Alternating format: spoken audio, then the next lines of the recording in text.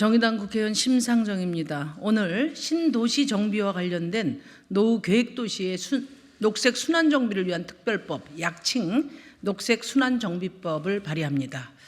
일기 신도시 주민들의 정비 요구가 크다는 것을 알고 있습니다. 도시가 조성된 지 약 30년에 가까운 시간이 흐르면서 과도한 인구 밀집과 주택 및 기반시설의 노후화로 인해 주민 불편이 큽니다. 신속하고 효율적인 정부가 이루어지도록 국가와 지방자치단체의 지원이 필요하다는데 공감합니다. 그러나 이는 5개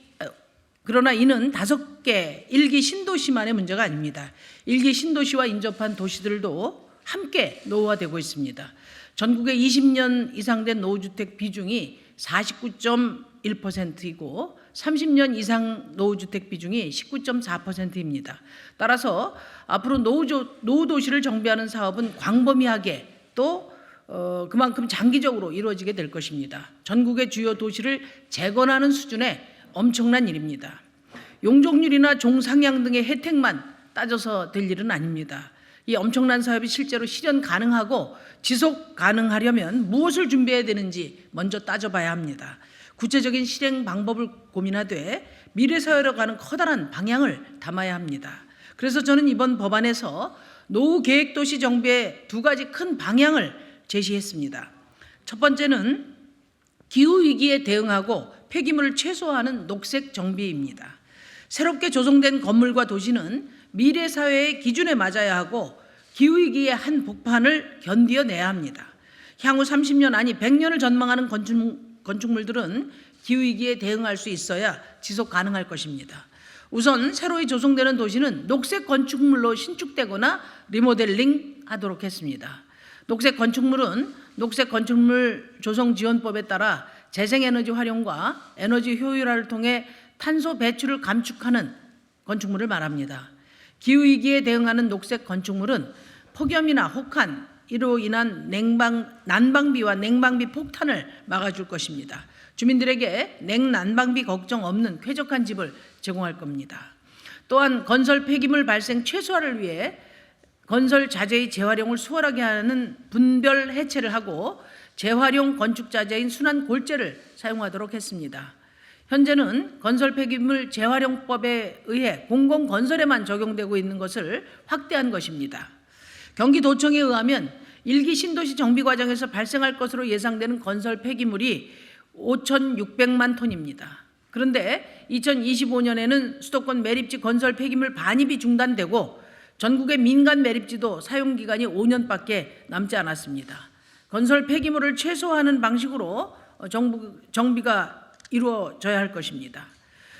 두 번째는 이준환을 최소화하기 위해 순환주택 마련을 의무화하고 권역 내 도시들이 협력하는 순환 정비입니다. 일기 신도시를 처음 조성할 때는 그 땅이 논밭이었습니다. 그러나 지금은 30만 가구가 살고 있습니다. 30만 이상의 이주민이 발생에 대한 대책이 필요합니다. 먼저 정비구역 내외에 이주민을 위한 순환주택을 마련하고 순차적으로 정비하는 순환 정비 방식을 따르도록 했습니다. 또한 대도시 권역별 협의체라는 개별 기초 지자체를 뛰어넘는 의사결정 구조를 만들어서 같은 권역 내 정비 순서를 조율하고 서로 협력해서 이주 대책을 준비할 수 있도록 하였습니다. 이 이외에 대상과 절차에 관련된 구체적인 내용을 몇 가지 더 말씀드립니다. 첫째, 정비 대상이 되는 노후 계획 도시는 택지 개발 사업 등으로 조성된 100만 제곱미터 이상의 지역과 인접한 구도심으로서 조성 후 20년 이상 경과한 지역입니다. 둘째, 정비 절차로는 먼저 국토교통부가 녹색 순환 정비의 원칙을 담아 기본 방침을 수립하고 이를 국무총리 산하 총괄위원회에서 심의합니다. 이후 국토부가 지자체의 신청 등을 받아서 정비구역을 정하며 지자체에서는 기본계획을 수립합니다.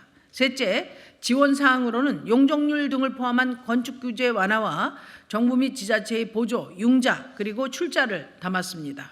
특히 녹색 건축물 조성을 촉진하고자 여기에 필요한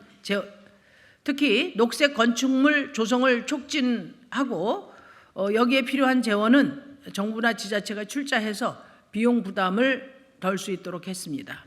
이미 국회에는 정부 법안을 포함해서 12개의 관련법이 발의되어 있습니다. 하지만 안타깝게도 다른 법안에서는 탄소 배출 절감이나 폐기물 대책 등 미래 도시에 대한 고민이 전무합니다.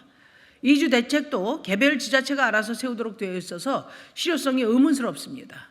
향후 법안 심사 과정에서 이런 부분이 보완되어야 합니다. 단순 도시 개발을 정부가 지원할 필요는 없습니다. 정부는 녹색과 이준환 최소화라는 공공에 기여하는 방향을 명확히 제시하고 이에 부응할 때만 규제 완화나 재정 지원을 해야 한다고 생각합니다. 향후 신도시 정비 논의가 총선용 거짓 약속이 되거나 사람을 쫓아내는 방식의 무분별한 개발이 되지 않도록 해야 합니다. 이제 도시 정비에도 공공의 가치를 담아야 합니다. 그런 법이 제정될 수 있도록 국토교통위원으로서 노력하겠습니다. 감사합니다.